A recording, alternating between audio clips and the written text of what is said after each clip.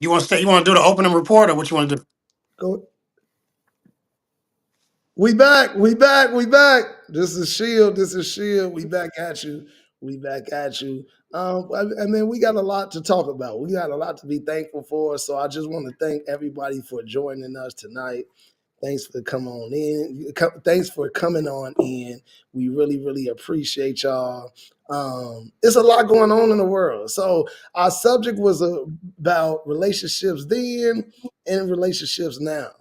But I think we're gonna switch gears and we're gonna pass this thing over to King Lemuel. We're gonna hit you with some breaking news first, because we know we just came off the inauguration. We came off some fires in LA. We came off some snow in Florida, snow in Georgia. It's a lot going on. So I'm gonna pass the mic to my man King Lemuel and let him take control at this point. And then we just gonna go ahead and flow tonight, man. So y'all okay with that? Let's flow. Let's flow with this thing. This what the shield about. Y'all gotta be open to flow. Freestyle. Come on, Lem. Well, I go. So the breaking news for tonight. Sound like an asshole. The breaking news for tonight, fellas, is I know I don't know if everybody heard about it, but I just say thank you for all that are supporting the show. But unfortunately, we're hearing about it. Michelle and Barack Obama are having marriage issues. Boy, stop lying to me. I know you lying. What'd you say, Rome? I know you lying. Hold on now, hold on. I know this is touchy because they are the Claire and Dr. Huxtable of the modern day. So we got to get right in it. Let's get right in it. Well, So hold on. I'll be remiss if you sit up here and reporting some fake breaking news. no, it's not fake, brother. How you know? Do you know the Obamas? Because let me get my phone. Do you know No, the check it Obamas? out. Check it out. No, you Google. You can Google it. I don't want to Google. I want to know because you know how many times they said people have marital issues and they ignore the internet. They say Beyonce and Jay Z every day have marital issues. Hey, Every day. listen. Hey, listen. Here's the, Come this on, be not it's not really about them, Los, as much as about why we need our celebrities and the people that we admire to be perfect. That's the subject matter, sir. And and I want to touch on that because your reaction is indicative of most who look up to them as a couple. And I'm not mad at it. I understand. So the point being, I want to get right into this. This is so important. Everybody who engages in the beautiful union of marriage and relationship is doing it under the perspective that they and life is constantly changing. Nothing, and I mean absolutely nothing, stays the same. So if that be true for us, ladies and gentlemen, why can't it be true for Obama and Michelle, for LeBron and his wife, for Michael Jordan and his wife, etc. at all, right? So you think about it like this. People meet at the time they meet, most may not be with children at the time. So that's a certain phase where they're getting to know one each other and they're at that point of their maturity as a couple. Then you add children and the relationship and marriage shifts. That's just what it happens.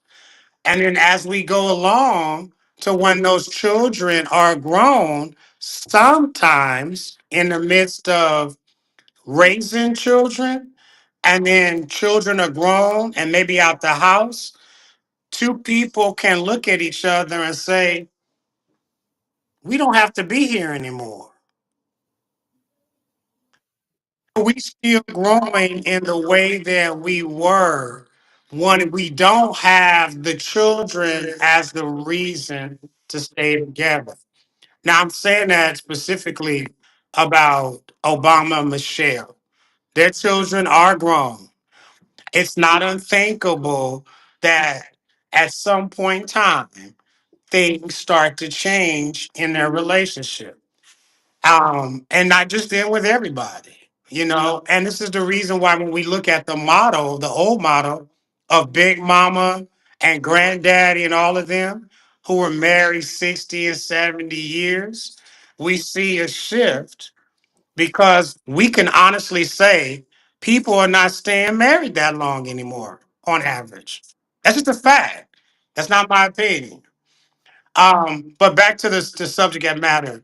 My question to everybody in the audience and to my own brothers: why do we need the role model marriage and relationship, and why are we so emotionally attached if it's not what we think it was or should be?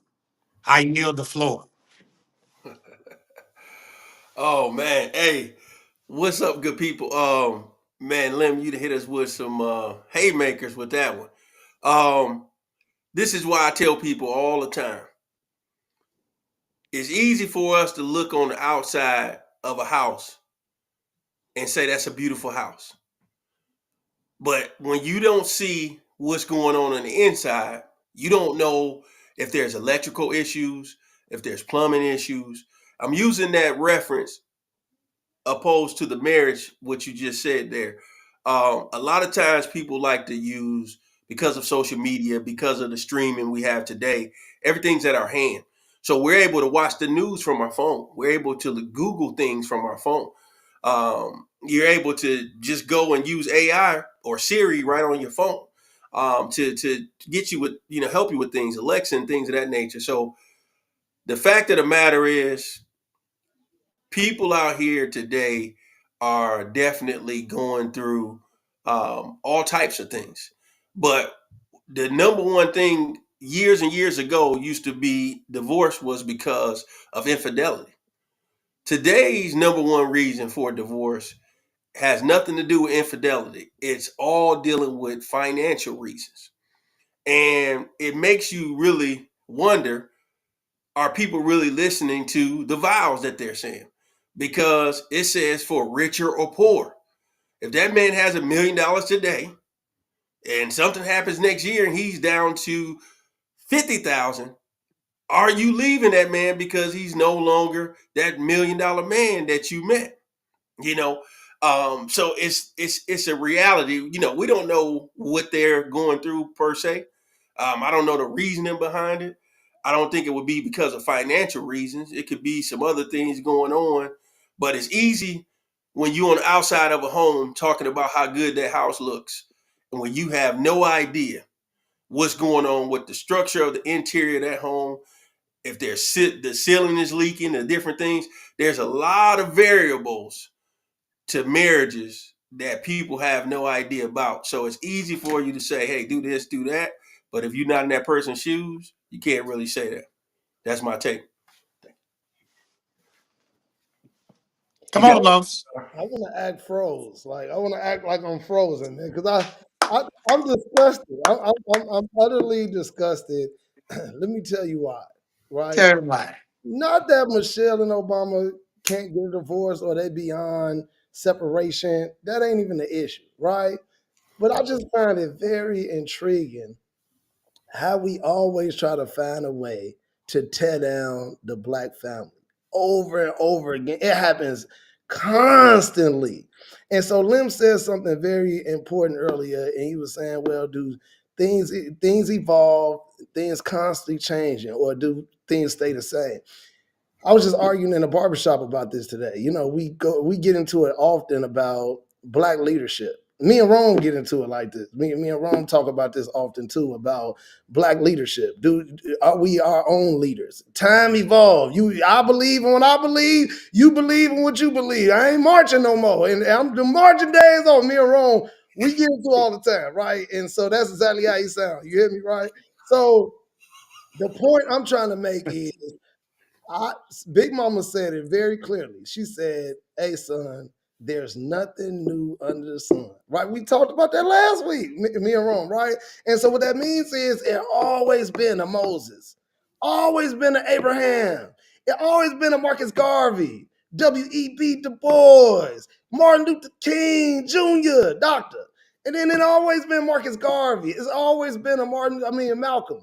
And so the point I'm trying to explain is The blueprint was already there. We already had people that was able to show you how to galvanize the troops, right? How we can all come under one umbrella for the greater good. Even the FO, the Muslims, right? The Nation of Islam. It's shown and it's proven. Black Panther Party, and I'm hitting you with all of this because we right around the corner from Black History Month. And what I'm saying to you is it's really good to see an example, a good example. Believe it or not, the Cosbys to this day showcased an amazing Black family. Even though it was fictional, we believe in the Cosbys and we can make it up out of here. We could be doctors, lawyers, go to Black colleges, and the proof is in the pudding. Yeah, a lot of Black colleges thrive since the Cosby Show in a different world. And then since then, a lot of us have been to college and we are doctors, we are lawyers, we are the president, we are presidents. And so what I'm saying to you is that is so to answer the limp question, that's why it's so important to have an example. Anybody can say don't drink, but if I show you an example of what not drinking looks like, if I show you an example of what it feels like and be like, and what it feel like and what it is to be a billionaire, that means you can do it too. If I show you a Black president, that means you can follow after these steps too. You too can do it. Now you don't have to dream no more. So when I see a Black successful couple, I choose to believe that it can be done. That's it. Now, this is good. So I think it's nothing wrong with having the role model, but I think we also have to exercise the nuance that the house and the interior of the house could also need repairs every now and again. And the thing about it, it gives us more of a realistic approach to who our role models are and what they can actually be to us and for us. So I do believe Obama and Michelle are an extension of Dr. Huxtable and Claire Huxtable in a realistic, modern way. However, what we're seeing today more than any other time, even back to those Marcus Garveys, Dr. Kings, we're able to, because of social media, the news cycle, trending, and so forth, we're able to see into some of those inconsistencies and imperfections more than any other time in the history of our now world that we live in, for better or for worse. Some would say the old way was better because you didn't know. Even if it was going down, you didn't know. But now, hold on. But now we live in this era where things are constantly trending. Now, does that mean it's true? Not everything that comes across the news cycle is true. But I like the old saying, and watch where I'm going. Where there's smoke, get out of there, boy. Come on, Los. Come on. Come on, Los. I just find it very interesting that, and see, Rome gonna like this. Notice we ain't never talked about Joe Biden and his wife.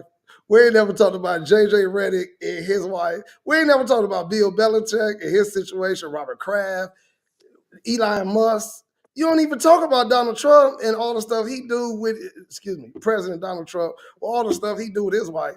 So why is it so important to pinpoint the Black man with some swag and some personality and charisma? We want to tear him down. I ain't never heard you say Joe Biden and his wife having some, because we don't care. Why we care about Michelle now? That's the key. You just said it, Los. In the Black community, we don't care about what white folks is doing. And we don't care When it about co- this either, because you know what? This is all Wendy Williams. This is all gossip stuff. This is all tabloid stuff. And we don't care either. We got our own problem. Talking about some Michelle Obama. Now, if they officially get a divorce, then you would hear me tip my hat. You know what? Ooh, I wish they would have made it. You would hear me say a lot of that. But right now it's speculations. And so what? Because if the house looked pretty from the outside and I didn't got an inspection done, I'm buying the house. Los, you know how many couples in celebrity or high profile situations stay together because they fans can't stand to see them apart? They'll stay together in arrangements. This is happening all the time. And you named some of the people earlier, like Jay-Z and Beyonce, like Will and Jada, arrangement. They ain't no more Love Connection and Love Jones. We here because people like fans can't stand to see us get separated, which is fine. But most importantly, it's too much money to start to deal with at the same time. Now, when we bring up these topics, this is not a glorification of divorce. This is a more of a indication of the reality of the world we live in. See, I'm I, the type of person, let me, well, last statement, I'll let you go.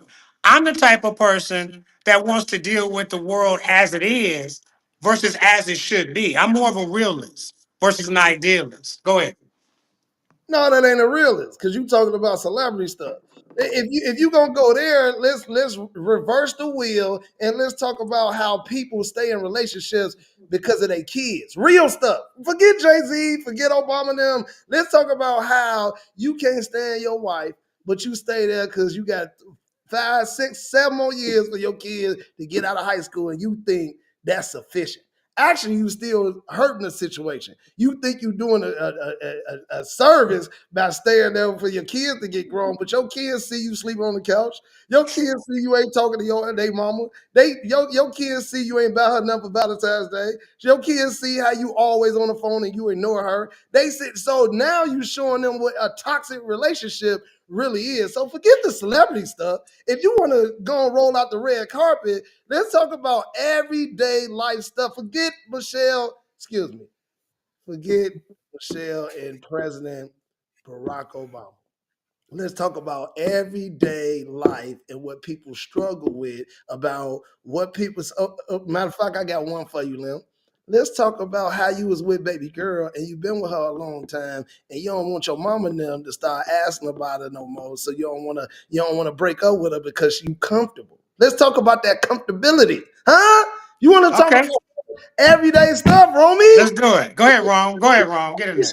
Forget the Hey, celebrity. hey, I like y'all boys turning up the fire here like we in Daniel, the book of Daniel over here. So hey, I love this. Let's go, man. When you touched on that, Los, about the people sticking around for the kids. Now that happens in our community far more than people talk about. That is a real reality. And when you hear people on both sides of the spectrum, the people who stayed all the way to the end versus the people who just left early on, um, either way, it's going to be hurtful. Either way, it's going to be impactful. What I suggest is, being that I've heard both sides, that whatever works for you two, because you don't want to get to a point where it's going from dislike to hate. When you go from dislike to hate, it's like, whoa, one little thing that person says to you, the woman or the man, it can make you snap. They got a show out called Snapped, and you don't want to be that person that snaps in front of the children, no matter what the age is, young, middle age, or a little older, teenagers. You don't want your kids to have to break up the fight. That's the thing. So what I would say is, just like when you have a business, you got to have an exit plan. Are you passing this down to your children? Are you going to sell? Whatever that is, you got to have a positive exit plan. And from what I hear, the most positive situation is to do a family counseling so that the kids on their level, they understand daddy's not leaving us, but he's no longer going to be in the household. Mommy's not leaving us, but she's no longer going to be in the household. Because you got to have healthy relationships. Since we talk about relationships, that is a relationship. You have to get your kids to understand you're no longer going to be at that address, but you'll always be there for them. You'll always be there to take them to, the football games as you were doing, the cheerleading, whatever they're into, music, things of that nature. So the, positive communication to get the family to be able to co-parent properly. Because when you leave in anger, she leaves in anger, it can be a lot of bitterness. And a lot of times people are still hurt when you don't have the proper closure. So when you bring that counselor in there, you're setting up the proper closure and help you all be put the bigger picture in front of you and realize we got a co-parent regardless. Because even when they go off to school, you're gonna go to that graduation. What you gonna be on your side of the stadium, and I'm on the other side of the stadium? It's just like, we still got a co-parent in this situation, so you want to make sure that's a positive thing. That's my take. So I'm gonna go back to, and I like that, both of y'all. But I'm gonna go back to the fact that, and we talk about real people. When we get involved with people, one thing we never talk about is change. Like, like for real. Like, so when you talk about, if I meet somebody and I'm 20 some years old, my life, my decisions, my perspectives are not going to be the same at 35, 40, and 45. So it takes a much more than an idealistic approach to relationship and marriage to stay with one to someone when those changes are happening. And a lot of times, and it doesn't not even having to do with kids, just with you as an individual, right? The changes that I'm going through as an individual, the things that I now want that I didn't want or didn't even understand in my early 20s. And sometimes that frustrations that we're expressing to our partner is coming from within. It ain't got nothing to do with you.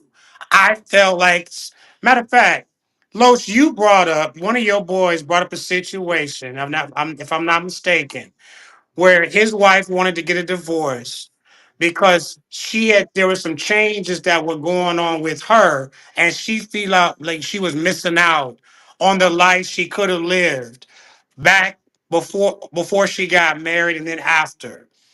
That happens so many times where people will start to do what I call the butterfly effect. What if I didn't marry him and went to college and become a ballet star? What if I didn't have my kids so early and put my career first? And the people that put their career first are doing the same thing. What if I would have started my family early? I would have had my husband, wife, and started my family early. So the grass, either way you look at it, is not always greener. And whatever choices we make at the time we make them, we've got to be able to accept and be able to adapt to the changes that life and people and relationships bring. And it's not my point for all of this, celebrity or not, it's not easy, right? And sometimes we project that when we see these paradigms of relationships, they make it look easy, but it's not. And people in relationships know it's not easy. Things are constantly happening behind the scenes, right? Whether it's public or not. And if you can't put out those fires in a way that's respectful and a way that is encouraging to the person you're with, hey, it's not gonna work, you know. And with that being said, I'm talking from perspective. My grandmother used to tell me something, I never forget it. She was married 70 years. She said to me, I was married, we had 13 kids together. And she said basically we had two families, the first set of kids and the second set of kids. And she said that when she had the second set of kids, which my mom was involved in, she said that my grandfather became more distant, and she prayed about it because she was a praying woman, but she couldn't understand how he was just kind of going in his shell. He wasn't really communicating with her. And they didn't have the therapist back then and all the different tools that we had. All my grandmother knew was to pray. That's all she knew. And they go to church. And they went to church 7 days a week. And so in her prayer, God revealed to her. She's like, listen, I created him. He may be your husband, but he's my son. And he will always be my son before he's your husband. And that kind of hit me like a ton of bricks. Because when we get connected to people, we identify them by who they are to us versus who they are to God.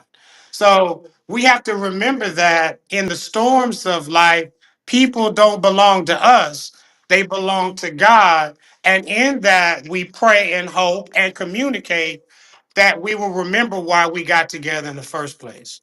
So I yield to my man Los. No, thank you so much for sharing that. But this is why I'm gonna start a string of interviews, because see, this is important. I just talked to a guy. I just talked to a guy, and I promise you, I work out with him, and we talked yesterday, and he told me specifically that, hey, Los, I'm having a problem. He said, man, I really, really want to leave my old lady. And he was like, but I don't want to leave my kid. My kids are my everything. They're young. His kids young. One is maybe 11, 10, and the other one like 5, right? And he was like, man, my kids, my everything. I don't go nowhere. I don't do nothing. My whole life is surrounded around my kids. And I can't see myself without my kids, to see them every day. And number two, I don't want nobody else to come if I leave. I don't want nobody else raising my kids, right? So, but my relationship is non and void. I come home. He gave me an example, a pure example. He was like, man, I came home, and I came home, took a shower from work, and I went downstairs before I went to get in the shower, and I saw some fish on the kitchen countertop. So he was like, "Oh, I'm gonna get in the shower. So by the time I get out the shower, the food will be ready, right?" He said, "Man, he got out the shower, went downstairs, and the fish was still there." And then so he was like, "Man, before I even argued or said anything, I just got my keys and I left." And so she called me and she was like, "Well, where you are? Where you at?" He's like, "I went to go get something to eat." And she was like, "Well, why you didn't say nothing? You don't think that was inconsiderate? I had the fish out." He was like, "Well, I've been at work 12 hours on my feet all day. And you want me to tell you that?" And she don't work, by the way. She don't work, by the way. And so he went to go get something to eat. He said, "That's just one example. You know how many times my kids didn't, fell down the stairs, or she not where she sleep, and just random stuff, just generally speaking, right?" Um, and I was kind of looking at the situation like, this is absurd. But this is real life for somebody, right? And I'm trying to speak life into him, like, you really hurting the situation though by staying. And I know you feel like you're doing the right thing by staying, right? And he was like, man, he gave me an analogy. He said, Los, it's kind of like playing on a basketball team and you go for a shot and your old teammate block you. He was like, that's what he was like, I feel like I'm warring against myself at this point, right? And so the reason I'm telling y'all that is because this is why we need real life people that's willing to share their experiences about situations like this. Or another lady I know, same thing. She left older though. She older couple, and her son, she didn't want to stay in the relationship. So I know a lot of people like this, and what I'm saying to you is I could offer opinions all day long like the tabloids. But my thing is the audience want to hear because this real. This real life. Unless we talking about some I want to lead tomorrow. People want to hear real life, not Obama. Unless we got Obama on here, people want to live real life experiences. Go ahead, Romy. I'm sorry. Go ahead. No, Thank you for sharing that, Lim, because most people 70 years is like Moses now. Most people ain't married those 70 years. I ain't never heard. My parents been married 60 some years, 65, 64. They hitting 70, but to hit that 70 mark, that's a whole different level. And another thing, all respect to your papa, but we ain't gonna hold them accountable for the second batch of kids. We gonna let them get the first batch of cookies and eat them, and then the second batch come out. He say, "No, I don't want them. I want something else." We gonna leave. We gonna let that ride though. Go ahead, Romy. Hey, go ahead. no, hey, at the end of the day, man, like you said, everybody's going through their own situations, their circumstances. But getting backtracking to what Lim said about his grandmother and their era, I was just recently on Jeff's podcast, and we was researching that generation and what their theme was, what they're calling them. You got the baby boomers. We hear that more than our grandparents' generation. Right. Their generation is called the silent generation. Listen at those words. You remember back in the days when we grew up, you better not say certain things at that table about Paul, whatever you called them. And you know what I'm saying? Because that was just a known thing. Like, hey, he gonna get his plate first before anybody, whatever the situation was. Outside kids, it was a lot of things out there that happened during that generation. You know what I'm saying? But one thing that we can respect from that generation is they were with Big Mama for 50, 60, 70 years, whatever those things are. I always tell people, I look at it like when we look at sports, the best coaches out there. Some people always go by coaches who has the championships. That doesn't always mean that they're the best coach to me. I always look at the coaches who are the players coach, the ones who can talk to you about real life and talk to you about the game. You know what I'm saying? When you go and sit down with Big Mama or your pawpaw and you're asking them like, hey man, when you get tired of, Big Mama, what do? You know what I'm saying? Like, what's your outlet when you getting tired of it? Because I know you're going to get tired of it. You know what I'm saying? And one thing that, you can learn from your grandparents' generation is that they were the generation that procreated the baby boomers. 13 kids, 15 kids, 17 kids, 10, lots of siblings and things like that. So they had to know how to do a lot of things with less. A lot of things with less. A lot of times the house wasn't even that big. You could go back to the house that most of your parents grew up in, and you would be amazed, like, man, ain't no way. I would have been fighting every day, staying in a house that size with that many people. But they made it work. You know what I'm saying? That's why they were so tight knit. You learn a lot when you sit down and talk to your grandparents if they're still around, but the big mamas, the big daddies, they no longer here most times. So people are not learning from those situations. But if you're going to go and say I do to a man today, I always say talk to the mothers of the church. If you're involved at your church, talk to those individuals at the church, because those deacons, people like that, because you want to get real situations. I'll give a personal story from my situation. I had a uncle passed away some years ago, and his wife was from Panama, and she spoke really good English, but she looked like you and I because she was from the side where the slaves went there, you know what I'm saying, and everything like that. And I always knew she had an accent coming up, but I never knew where she was from. So one day I asked her, I said, hey, what made you stick around, with Uncle James, because I know how he is. I know how he get down. Like what she said, oh, I left. Don't think I stayed around dealing with his foolishness. She said, but I left. She said, but after about 3-4 months, she said, I thought about it.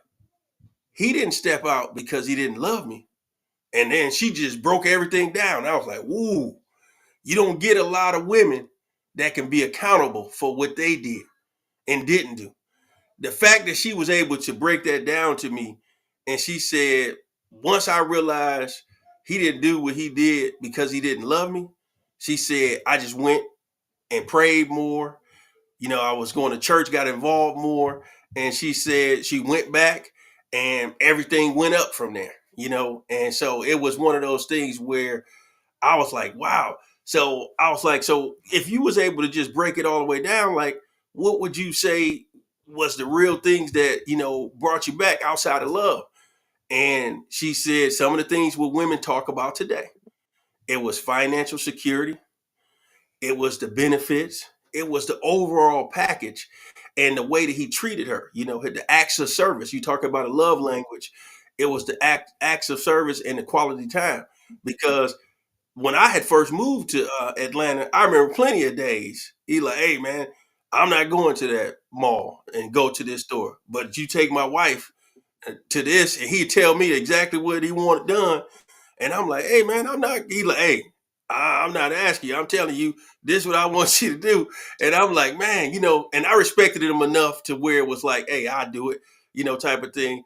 And that was how they got along. And they did their little what was that place, Los, back in the days? You lived over there in Riverdale. Ryan's. I was about to say it wasn't Golden Corral. They spot was Ryan's. And I'll never forget. Now, mind you, he's my blood uncle. They got into a intense fellowship at the table because she was trying to tell him how not to talk. Intense fellowship. Intense, not an argument, intense fellowship, folks. When I tell y'all, she got so mad, she said, Jerome, let's go. Now he's my blood uncle. Who do you think I'm about to listen to? The woman. I left. I was like, hey man, I'll be back to get you. I gotta go. I gotta go take her to the house because she was highly upset. But what happened? We didn't leave her. We made it look like we was leaving them. But she sat in the back seat, and that let me know, even though they was older, they get upset too. You know what I'm saying? And I couldn't get involved in the middle of that. Like, hey, you wrong. You was wrong. I left that alone. It was a silent ride home, and I got up out of there. that's what I'll say to y'all. But what I'm saying, keep God first in those things because those storms gonna come.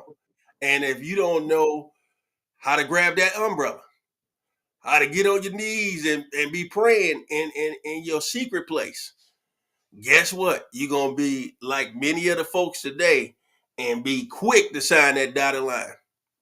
That's my take. That you said something, Los, when excuse me, wrong, when you said that silent generation. So I've talked to young ladies in today's generation, and they'll say their rebuttal to Big Mama, she didn't have no choice, right? So if she didn't have no choice, she had to stay. And my retort back to those young ladies is, listen, you know how hard. Well, first before I go there, it they felt, they had pain, they had feelings, they had dreams, just like the women today, right? That's not unique to you because you have more education, that you mean that you can leave when you want to, and because they didn't feel something. They had times where they wanted to leave too. They had times where they were upset, they weren't happy, they weren't pleased, they weren't satisfied. So I don't like when you see today's generation kind of saying, well, they didn't have a choice, so you just leave it at that. Well, that may be true in some respects, but they still had feelings. And you know how hard it is to stay in anything, and you're not communicating. It's very challenging. I would argue today it's easier just to get your stuff and leave than it is to stay in something where you're not happy. I'm not just saying you should stay in when you're not happy, but I'm saying I don't want to discount the sacrifices. That's the word that previous generations made for their families and their communities. They made a lot of them, and it wasn't always rewarded, right? You lived for your family so that you prayed and hoped that you would build a community of people that was representative of the God in you. So that was a reward in itself. But today we see a higher divorce rate. We don't see people being married as long. um, we don't see people being as content in their marriages and relationships. Everybody is like, well, it's about me. Not everybody, but a majority. And not seeing the beauty of sharing your life with someone. And what's very interesting, before I pass it to Los, is you're seeing a generation of young people, Generation Z, who are saying marriage may not even be an option for them, as a whole, because of some of the challenge and the difficulties and just the whole shift in the honorable thing that we call marriage. Come on, Los, come in, brother. Well, it's the same thing. It's like I'm gonna take a page out of Romney book, right? It's kind of like the new NBA. You got people like Kevin Durant, with all due fairness, Jimmy Butler, and they doing what we did back in the 80s and 90s, and we roasted them all the way home. They are taking a ball and they going home. I'm going to play for another team. I'm going Hey, to right. another park. Instead of sticking it out, that's what they doing, right? And so it was admirable. It was a reward to be married as a woman back then. It was a reward to have kids back then. You was known as an established woman if you was able to do those two things. That's not the case anymore, More. right? And so this is why I'm telling you the Obamas of the world created a standard. Huh? And when you create a standard, you can look up and look forward to something, i.e., being the president, i.e., being the first lady, i.e., being the first billionaire, i.e., owning the first NFL team, i.e., whatever your passion or goal is, you should be able to look up to see something tangible that you can relate it to. So if Lim's grandparents been married 70 years and you just think that's a story that you read about like Santa Claus or the Tooth Fairy, it's some people out here that you can look up to if you want to be married 70 years. Because you're right, it is easier to take your ball and go to the other part and go home. That's the easy thing to do. The hard thing to do is stick it out. But what are we sticking out for? So how many years was slavery? So just because you've been there forever don't mean it's the right thing either. So if it's the wrong thing and it's the wrong move and you really need to be happy, leave, because God is the only one that can open up doors that no other man can shut, and he can shut doors no man can open. So, and I know that's cliche-ish. I get it. But what I am saying to you is if it's time to leave, sometimes it's better to leave. Then and we ain't talking about another relationship. We talking about for freedom. And Big Mama used to say this all the time, for peace. And that peace that surpasses all understand. We talking about real peace. Peace you could, I don't care what he doing. He could be out there sleeping with 8, 9, 12 women. I don't care because God gave me peace that I'm good. And so my thing is once you get to that point, you good with or without him, because as long as you got God and giving you that strength, you good. And that's from the woman perspective and the man perspective. That's Lowe's. Go ahead, Ron.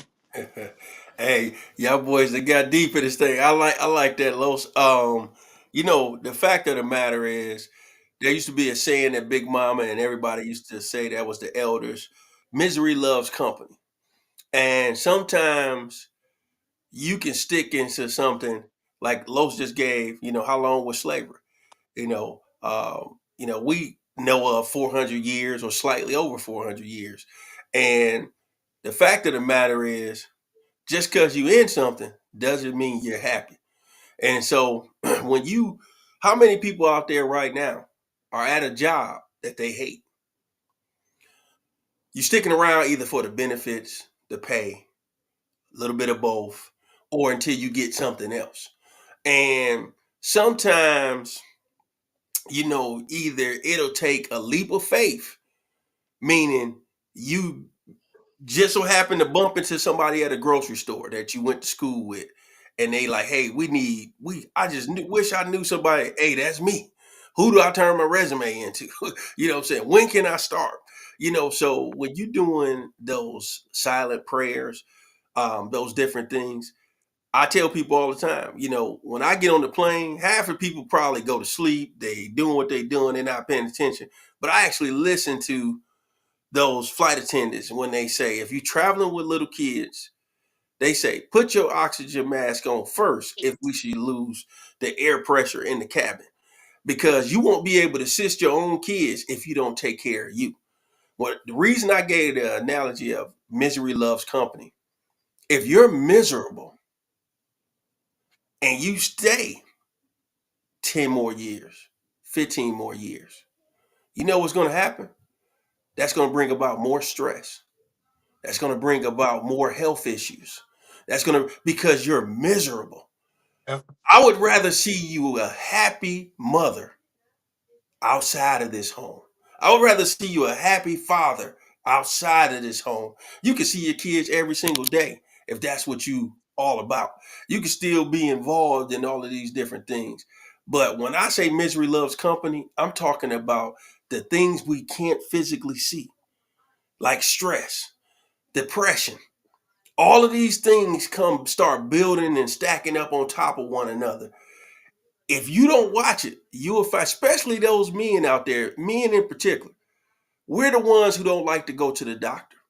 And I always tell all of my brothers, and we didn't have this conversation before, Lo Salim, for the audience out there, we don't like, as a whole, men don't like the doctor. And I always tell everybody, would you rather go see the doctor once out the year to find out what's going on with you?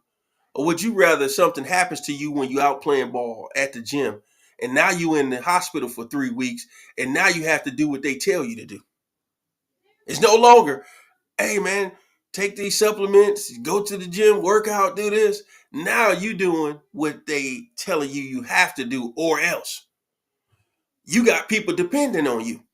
Your children that you care about, they are depending on you and they need the best version of you.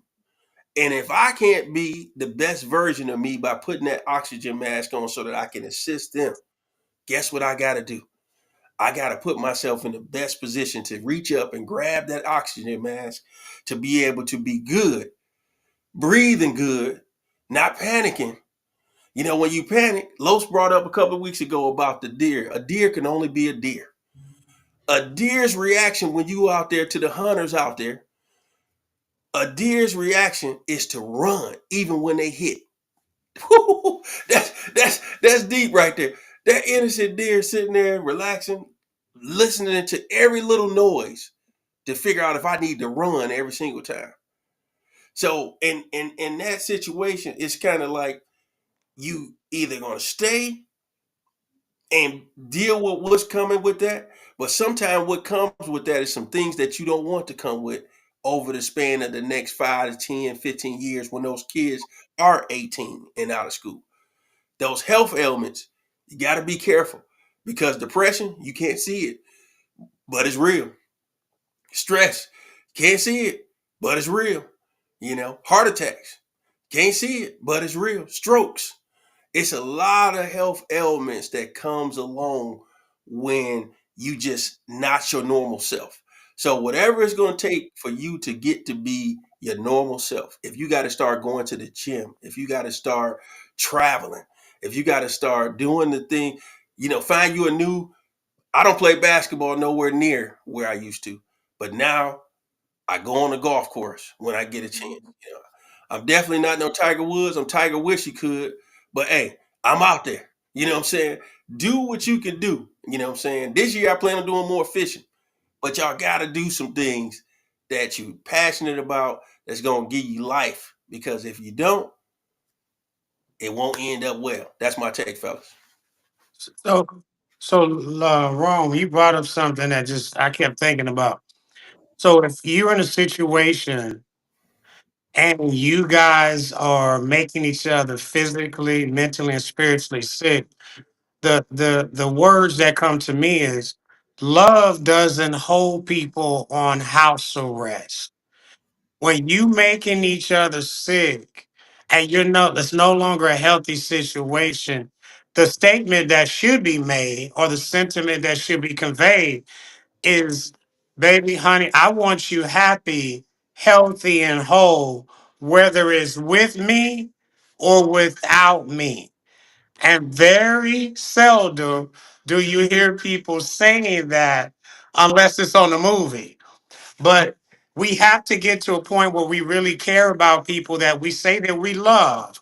That when we're no longer healthy, then we need to, like my man Los Arom just said, release them back into the fishing pond so that they can swim again, learn how to love again, and learn how to be in a healthy environment. Come on, fish, go swimming. Go swimming. Go ahead, Lo.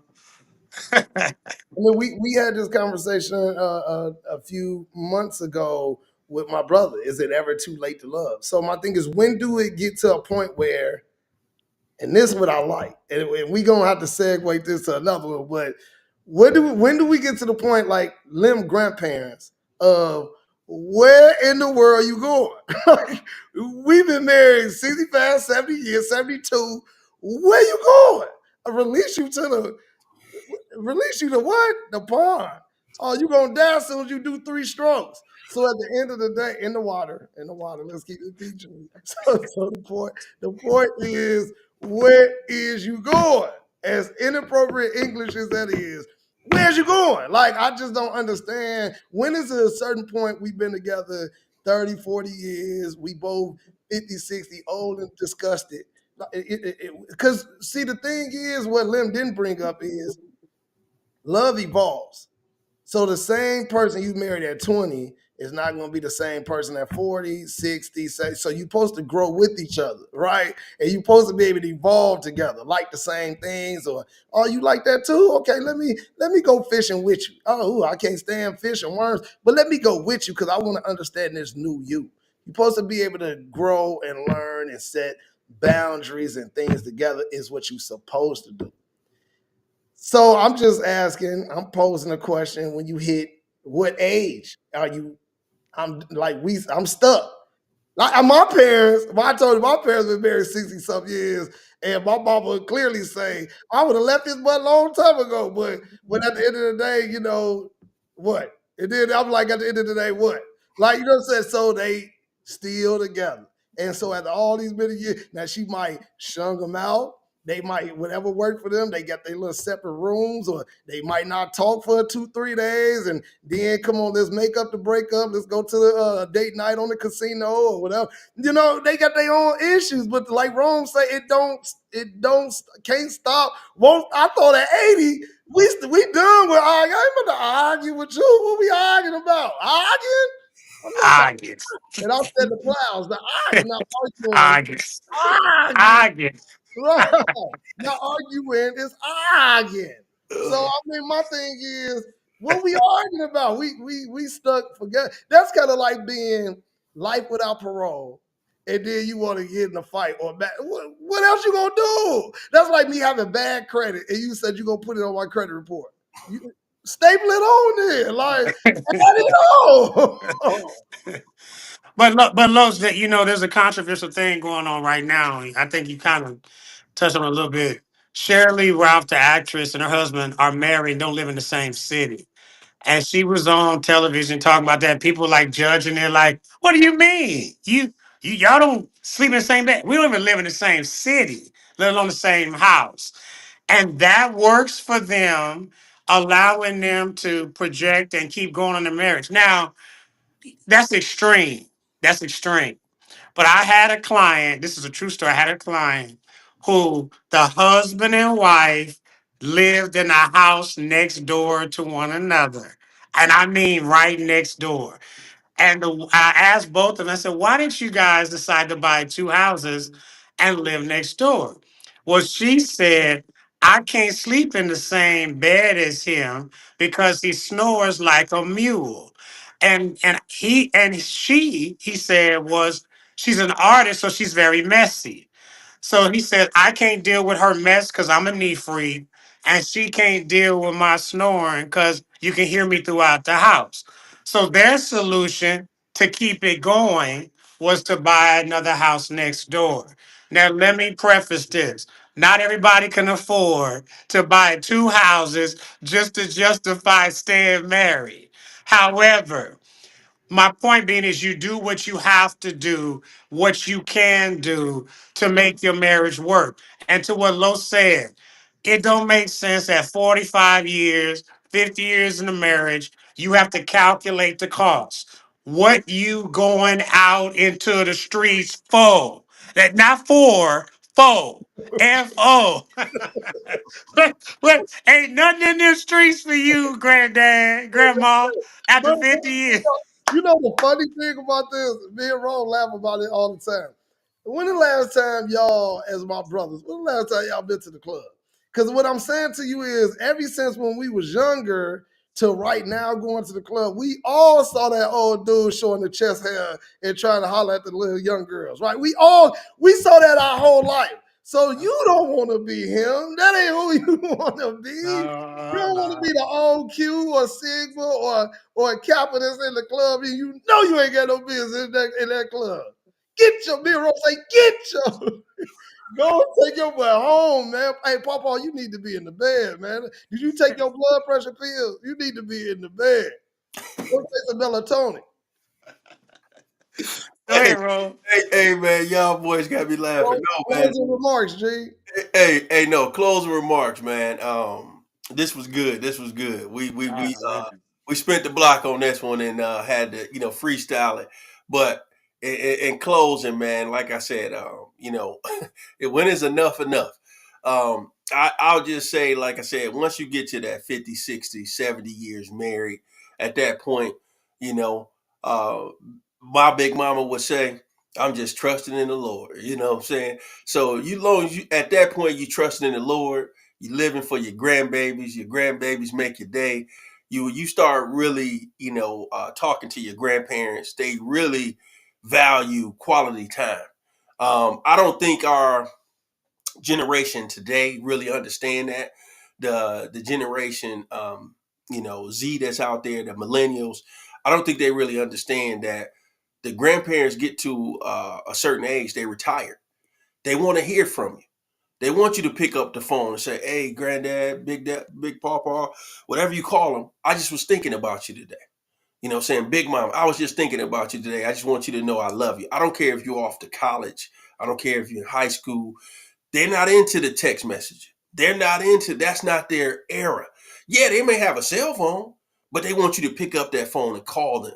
They're not one of your friends. You know what I'm saying? So the way that you talk to them is different from little Tasha up the street, little Johnny down the way when you playing, Call of Duty with. Pick up the phone and call, your papa and just say, "Hey, I was thinking about you today," because our time when we grew up, people value true, genuine relationship. I remember when I was coming up at 12 years old, 10, 11, I asked my grandmother, "Hey, teach me how to play checkers like you because I see you really good." And she knew how to play chess too, but I didn't dare try to do chess because I seen she was too good. I said, I have a better chance of beating her in this game. And just the other day, my daughter said, "Dad, I want you to teach me how to play checkers." You know what that took me back to? I Mm. thought about my big mama when I said, "Teach me how to play." So when I teach her, I'm gonna beat her down like my grandmother used to do me. I'm gonna show her the board. I'm gonna tell her when she got to jump. I'm gonna tell her all of these different things like, "Hey, you got to jump right there." Instead of just taking her man, like I'm gonna let her know, like I'm gonna teach you how to fish.